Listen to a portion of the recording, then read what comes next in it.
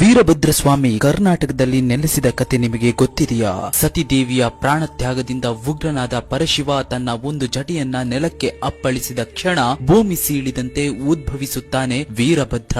ಸಾವಿರ ತೋಳುಗಳು, ಕೈಯಲ್ಲಿ ಬೆಂಕಿಯುಗುಳುವ ಆಯುಧಗಳು, ಹಣಿಯಲ್ಲಿ ಉರಿಯುವ ಮೂರನೇ ಕಣ್ಣು, ಆಕಾಶವಾಣಿಯೇ ನಡುಗುವಂತಹ ಗರ್ಜನೆ. ವೀರಭದ್ರನ ಆರ್ಭಟಕ್ಕೆ ದಿಕ್ಕುಗಳು ಬೆಚ್ಚಿ ಬಿದ್ದವು. ದೇವತೆಗಳು ದಿಕ್ಕಾಪಾಲಾಗಿ ಓಡಿದರು. ಅಟ್ಟಹಾಸ ಮೆರೆಯುತ್ತಿದ್ದ ದಕ್ಷಿಣ ಶಿರವನ್ನ ಒಂದೇ ಏಟಿಗೆ ಧರೆಗೊಳಿಸಿದ ವೀರಭದ್ರ ರುದ್ರತಾಂಡವವಾಡುತ್ತಾ ಇಡೀ ಯಜ್ಞಶಾಲೆಯನ್ನೇ ಸ್ಮಶಾನವನ್ನಾಗಿಸಿದ. ಅವನ ಕೋಪ ಎಷ್ಟು ಭೀಕರವಾಗಿತ್ತೆಂದರೆ ವೀರಭದ್ರ ಇಟ್ಟ ಪ್ರತಿ ಹೆಜ್ಜೆಯೂ ಭೂಮಿಯನ್ನ ಪಾತಾಳಕ್ಕೆ ತಳ್ಳುತ್ತಿತ್ತು. ಲೋಕವೇ ಭಸ್ಮವಾಗುವ ಭೀತಿಯಲ್ಲಿತ್ತು.